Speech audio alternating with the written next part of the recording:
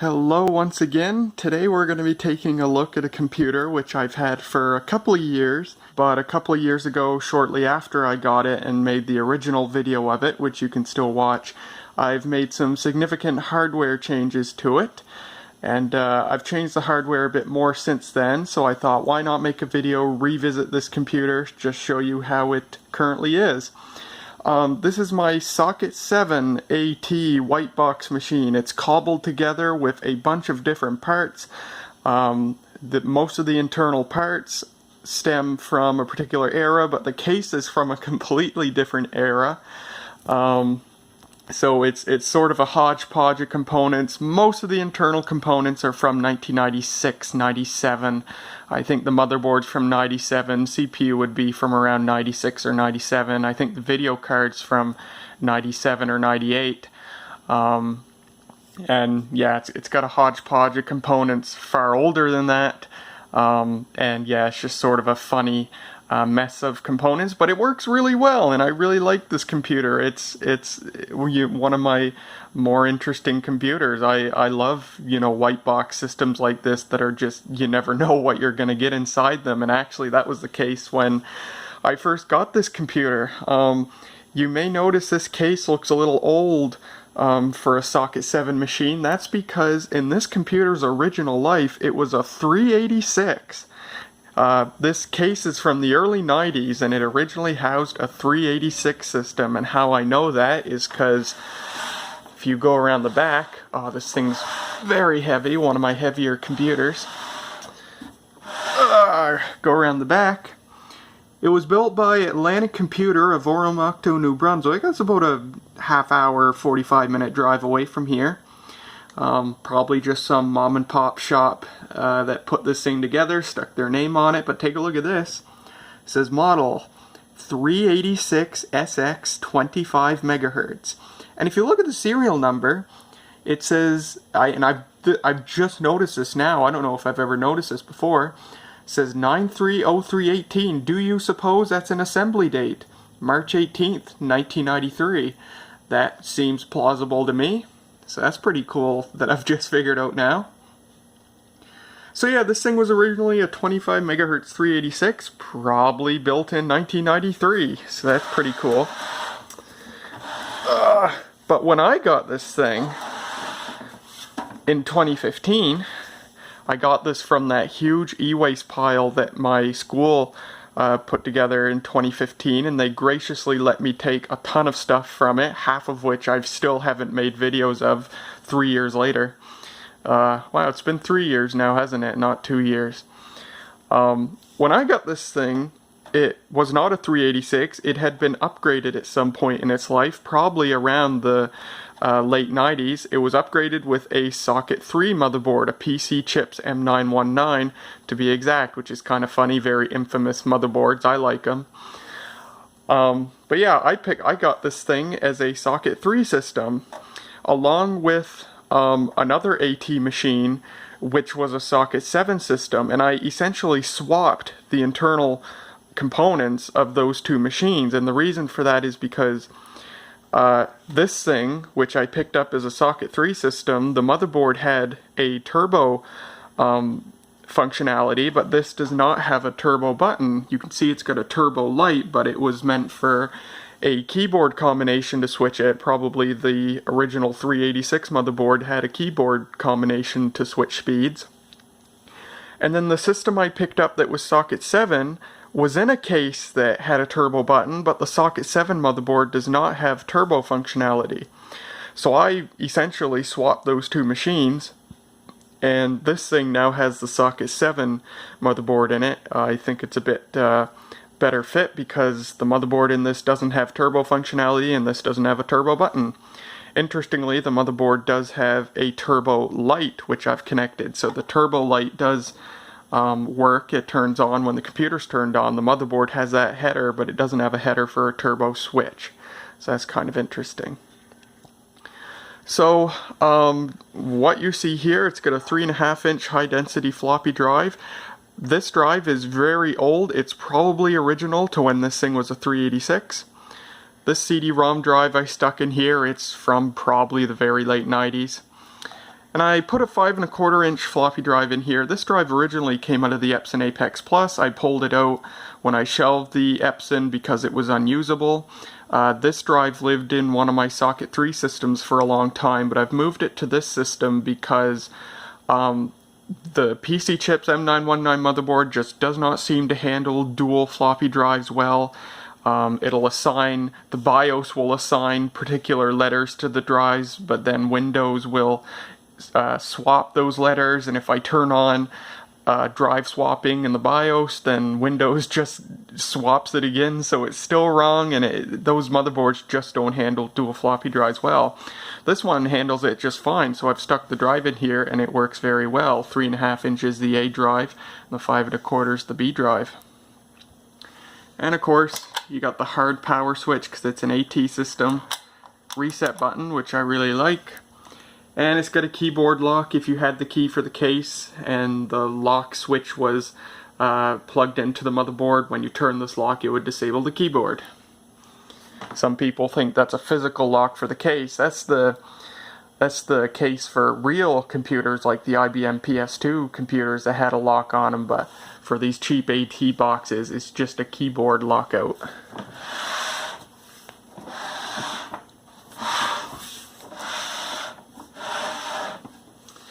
On the back here we have two serial ports, 25 and 9 pin, that's pretty neat, and a parallel port.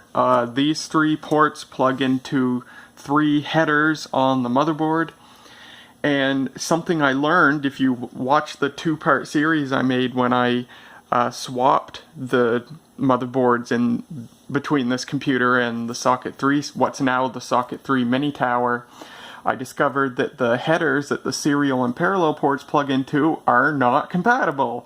I swapped the motherboards and the serial and parallel ports did not work in either of them anymore, and I found out I actually had to swap the ports themselves. The headers, although they physically fit, were wired a bit differently. That I think's kind of silly, kind of a niggly thing. You'll only find that on cheap motherboards like the ones that were used in these computers. Power supply, it's the original one from when this is a 386, still works quite well. I think it's a 200 watt, we'll find out later. Switchable voltage, and it's also got the secondary port to plug a monitor into, so when you turn the computer on, the monitor comes on. Very nice. I stuck a modem in this for no other reason than to fill the slot, fill the blank rather. I have a limited number of slot blanks, but I have so many PCI modems lying around and I have no use for them, so I figure why not just stick them in and fill some slots that need something in them, because it's just a hole or whatever. I think I've only got 1 slot blank, so might as well use up my modems. There's a video card. It's an ATI Rage Pro Turbo PCI video card. There's the Ethernet card. It's a D-Link DE220. It's an ISA card. I'm not sure if it's 100 megabit. It might be just 10 base T. And then the sound card, which is a Creative Labs Sound Blaster AWE64. For a long time, this card lived in my Socket 3 desktop, what I originally called the Turbo 486 that I got back in high school. I could never get the wavetable synthesizer to work in Windows 3.1. It worked great in DOS, but not in Windows. So I replaced it with a Sound Blaster 16, which lacks the wavetable synthesizer, so I don't have to worry about it at all. And I actually put this card in my Socket 3 mini tower, because that one ran Windows 95, and both synthesizers work just fine in Windows 95. But since I've been playing with this thing lately, I decided to just move this card into this system, where it again works just fine. Hiding down there, you've got an AT keyboard port, and that's pretty much the grand tour of the outside. So how about we open this thing up and take a look inside. This originally had 3 screws holding it together. This top one right here is stripped, so a screw just spins and doesn't get tight. I replaced the other 2 screws with these 2 thumb screws, which is really nice. I junked that HP Pavilion that I got a few years ago, the A720N. Or I didn't junk it. My friend Brandon messaged me one day and he was like, hey, I need a ATX case to build a computer for a relative. Do you have any? And I'm like, well, I've got an HP branded one because it is a standard ATX case. And he said, good enough for me. And he took the HP Pavilion A720N. I kept a few parts. I kept the 200 gig hard drive. I kept the power supply that I had jerry-rigged into it, and I kept a couple other things. And he took the rest of the computer away and actually built a modern computer in that case for his nephew, I think, which is really hilarious. But I kept the thumb screws because thumb screws are really nice, and I've put them on this machine. So let me get it turned around, get the cover off it, and we'll take a look inside. Looking inside the machine, this is just a horrific mess of cable mismanagement. There's just so much going on in here because it's got two floppy drives. I had to use a Molex splitter to get enough power cables to power everything. 2 IDE cables. It's just a holy mess. But it works, and that's the important thing. Power supply. I don't know what that brand name is, but it's model MX200P, 200 watt. The 5 1/4 inch drive is a Mitsumi, and then this 3 1/2 inch drive, it's on the bottom, so I forget what it is, but I think it's a TIAC, but I'm not sure. Motherboard is a DTK, see if I can get this right, PAM-0055i. Socket 7 motherboard. BIOS date comes up as 1997. It takes 72 pin RAM. I've got 64 megabytes in there. This thing has a socket for a tag RAM chip. Tag RAM is what allows a motherboard to cache more RAM than it otherwise would. This does not have the tag RAM installed, so the maximum cacheable memory is 64 megabytes. If I put more than 64 megabytes in, it will slow down performance quite a bit because it can't cache anything after 64 megabytes. And from what I've read, Windows tends to load things at the end of the memory rather than the beginning. So you have everything starting in the uncached portion of the RAM, and that slows you down a lot.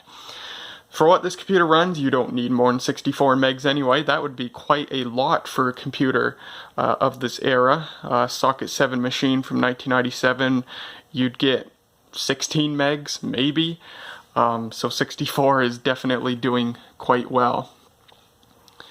Now, while I don't know, there ain't a lot of information about this motherboard, and, its quality is questionable, it is based on a very good, rock-solid chipset. It's based on the Intel 430HX chipset, also called the Triton 2 chipset.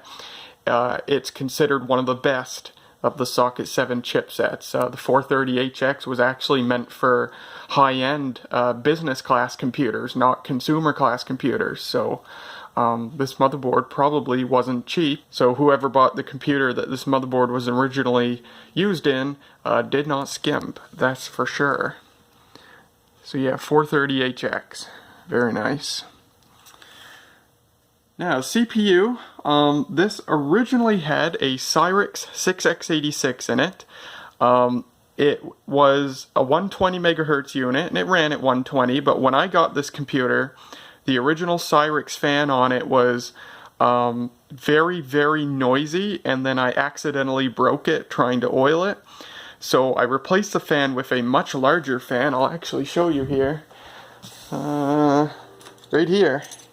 So this is it's the original heatsink that was on the Cyrix 6X86, and I put this fan on it, and the reason the fan is lopsided is because it actually literally wouldn't fit in that constrained space with the floppy drive bay in the way. So I just put it lopsided here so it fit. This fan came from eBay. It was a 99-cent China special. It works really well. It's quite quiet.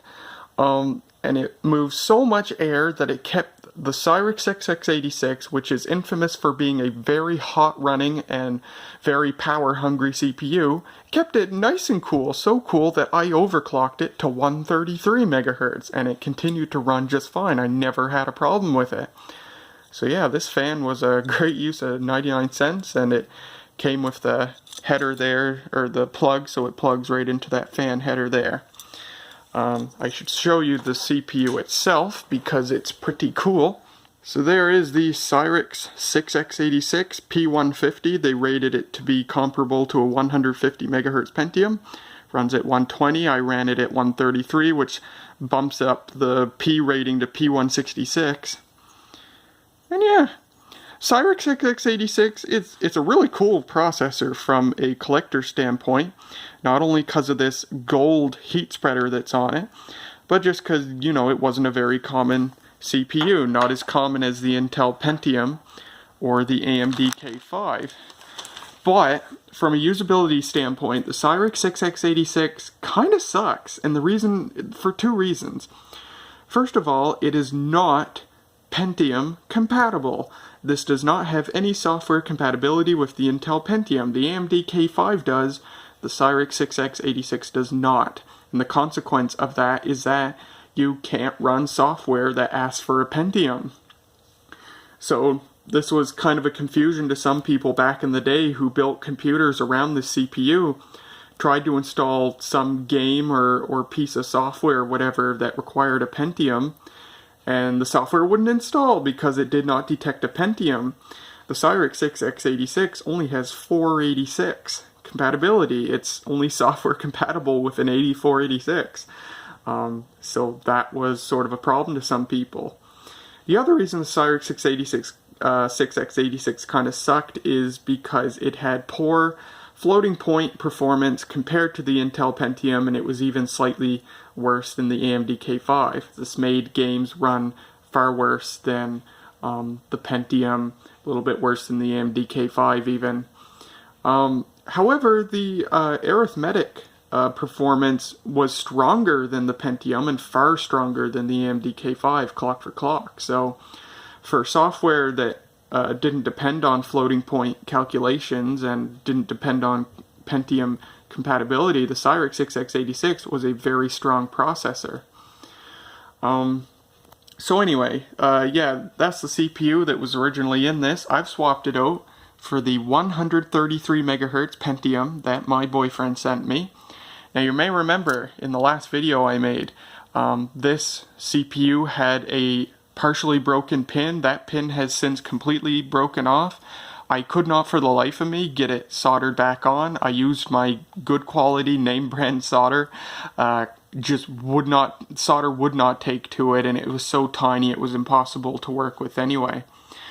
But I looked at a socket 7 pinout online, and as it turns out, that pin that broke was one of many redundant voltage supply pins. And so, because there's many more of those pins on the chip, the CPU would theoretically work just fine with that missing pin. And I tried it, and it indeed works just fine. So, like a three-legged dog that can still run, this Pentium is working just fine with a broken pin. So that's a big relief to me.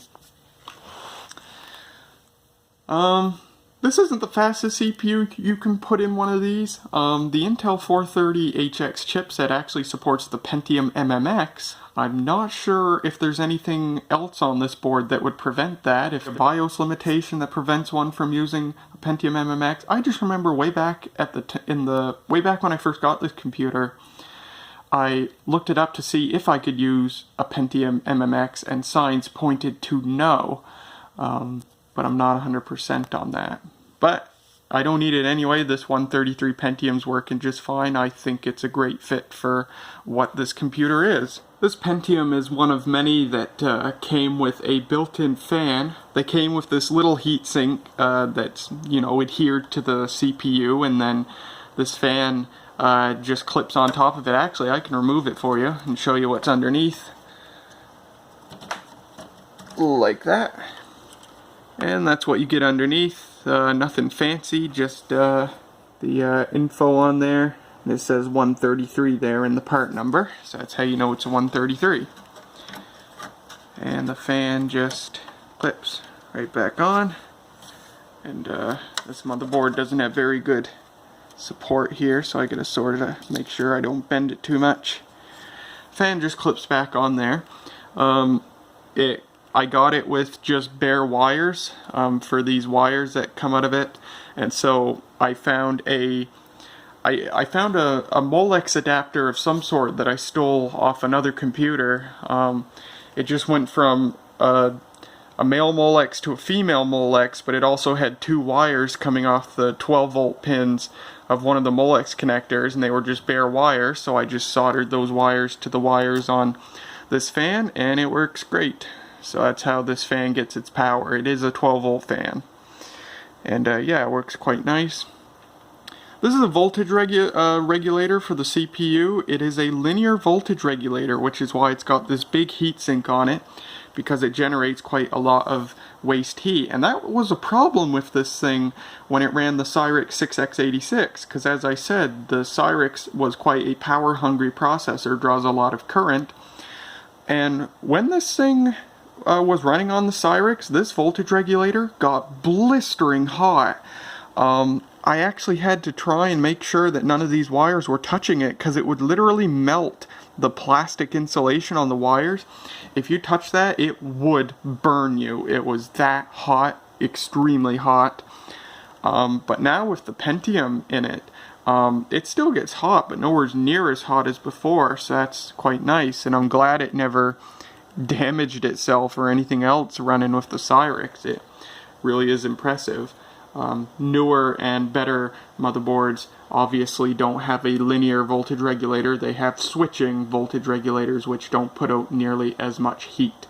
Kind of funny, I tried the AMD K5 my boyfriend sent me in this, and the AMD K5 uses, and it was only a 75 megahertz, which I'm sure helps, but it used so little power that the heatsink remained ice cold with that fan on it, and this voltage regulator only got lukewarm. It was actually quite nice.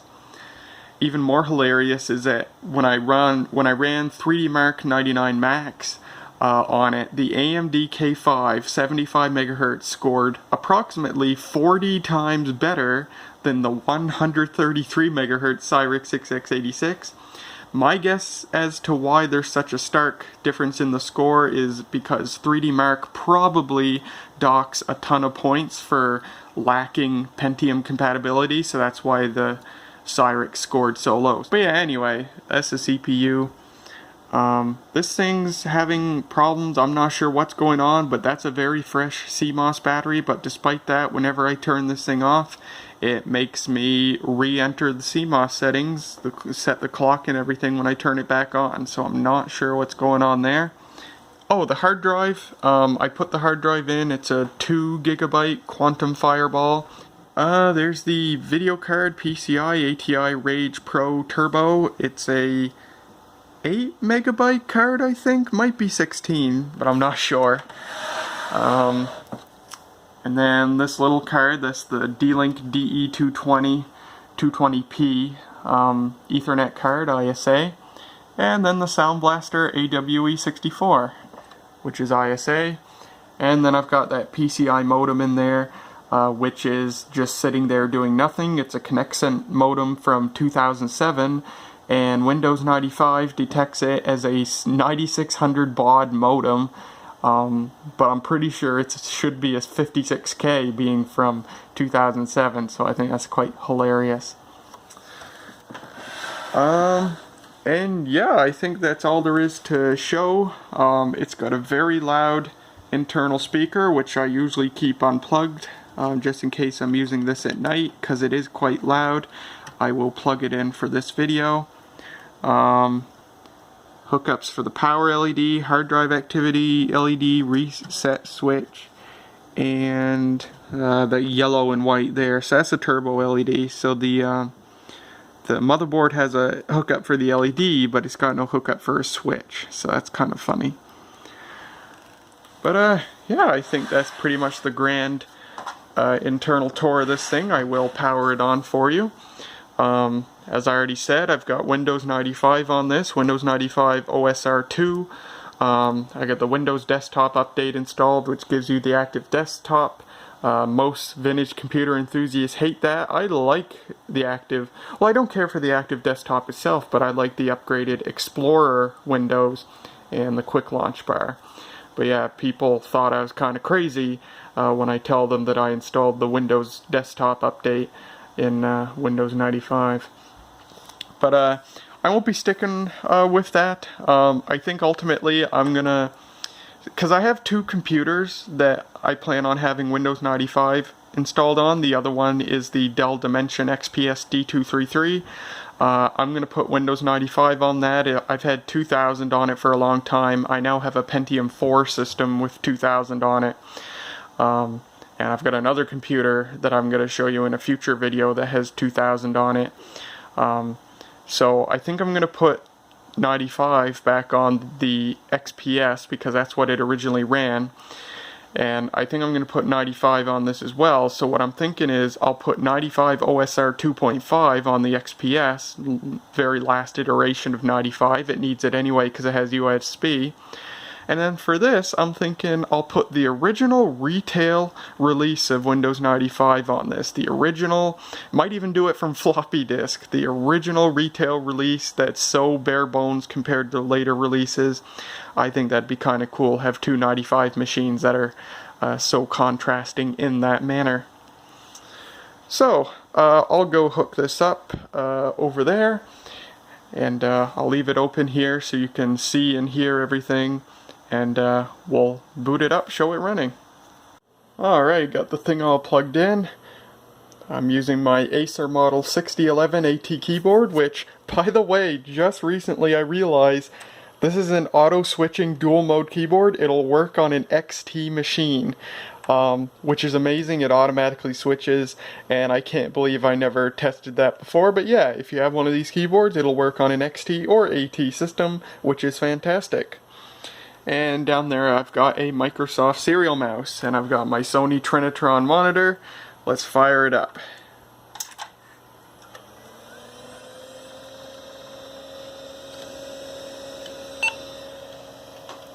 We'll go into the BIOS first, and we'll see if it makes me enter in the settings again.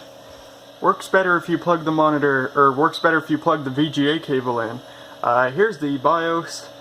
And it's actually very nicely featured. It's got a lot of stuff here. Yep, it lost the time and date again. I don't know why it's doing that. Today's the 5th. And the time is 13, 14, 15, 16, 36. And drive B is a 360K, and then we go in here, and we'll keep that disabled. Doesn't matter anyway. I'm gonna have to set it again next time I turn it on.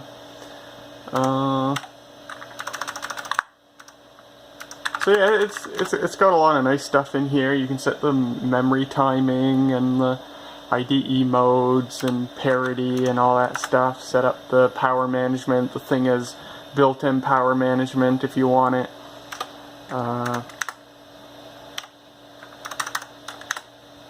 So the parallel port, serial port modes. Very cool. Oh, and it does low-level format of the hard drive, which I think is kind of funny and cool. Alright, get out of here and boot up.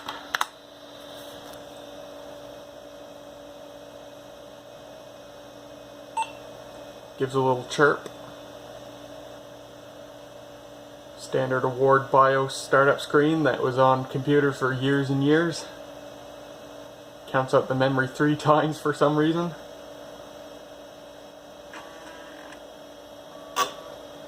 Testing the floppy drives. Detects the hard drive on the fly.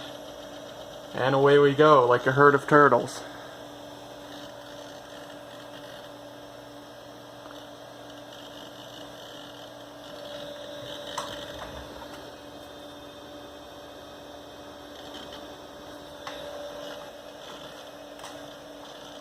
Oh, and I don't have any sound hooked up because I don't have any speakers. I have 2 sets of speakers, both of them at my mother's house.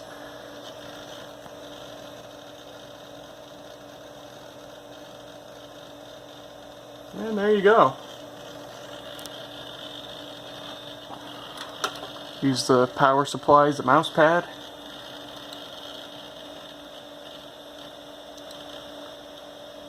And yeah, there it is, Windows 95B. Got the latest Internet Explorer installed. And if we open this up,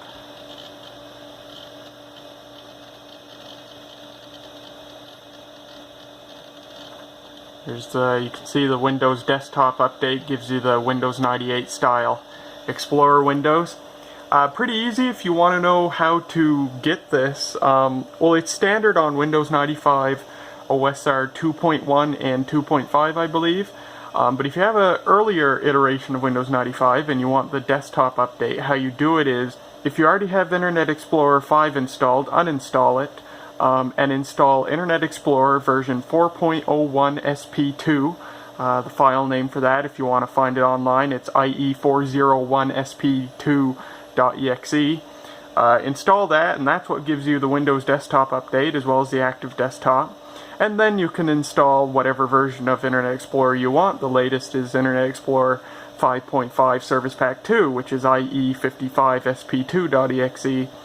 And just install it over top of IE4, and Bob's your uncle. You've got the active desktop and the Windows 98 style Explorer windows, which I think are a bit nicer to use. But some people, it does bog down, it does enlarge and bog down Windows 95 quite a bit, so things do slow down a bit. So I think that's why most people don't like the desktop update, is just because it puts on bloat, it makes things a little less stable, stuff like that. Got about half the hard drive in use. I've got Microsoft Office 2000 installed. That was the last version for Windows 95.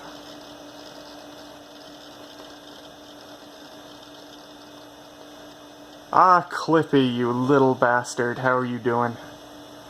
So here's Microsoft Word 2000.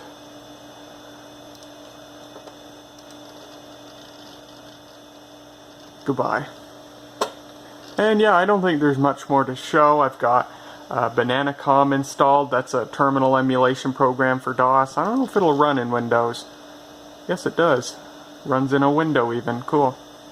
I use this for the Wi-Fi modem that my boyfriend built me, which I still have to make a video of because it's super cool. And yeah, Bananacom is probably the best terminal emulation program for DOS.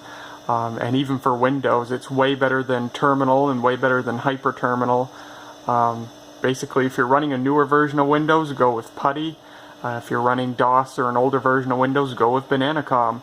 The usefulness, the program quality to name stupidity ratio is extremely high. This is a really great program, despite its name. Get out of here. And yeah, that's really all there is to show. These pictures are 3D Mark 99 Max scores. And the floppy drives having a connection fit for some reason. So yeah, here's this 133 Pentium, 669 3D marks, 992 CPU marks. If we look at the AMD K5, 75 megahertz. And there it goes again. 402 3D marks, 511 CPU marks. And if we open the Cyrix, 133 megahertz Cyrix, 17 3D marks, 6 CPU marks.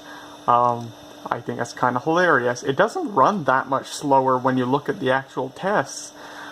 Things aren't that much slower. I think it's just docking tons of marks for no Pentium compatibility. I think that's pretty much all there is to show. Oh, I've got a CD in here apparently. Hey, there's my Office 2000 CD. Yeah, I think that's pretty much all there is to show. Like I said, this thing runs really well. It's a really fun hodgepodge of stuff dating from 1993 up to 1998, 99. Modem from 2007.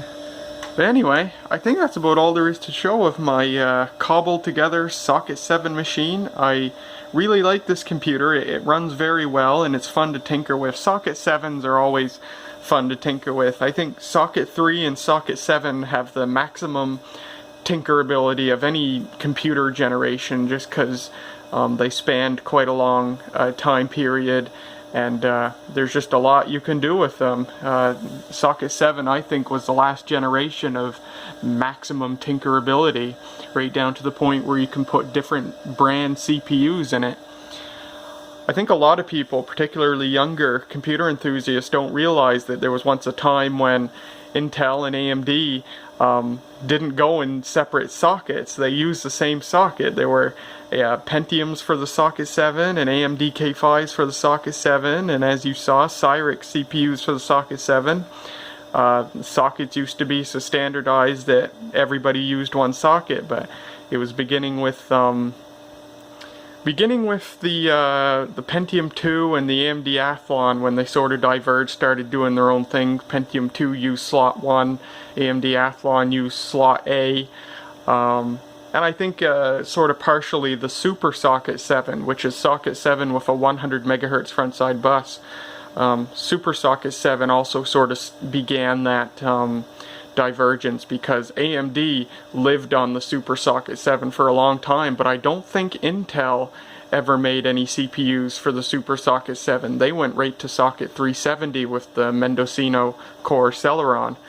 So yeah, just kind of interesting bit of history. Some people don't know that once upon a time everybody used the same socket.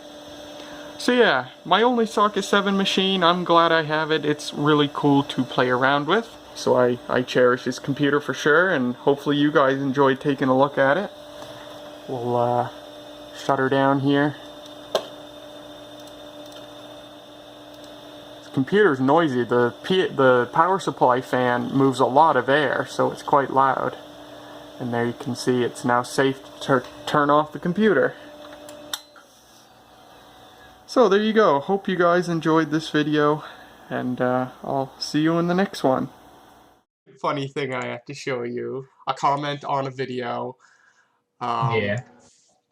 This is just absolutely insane. Can I buy one because I like one because I like OLED camera too?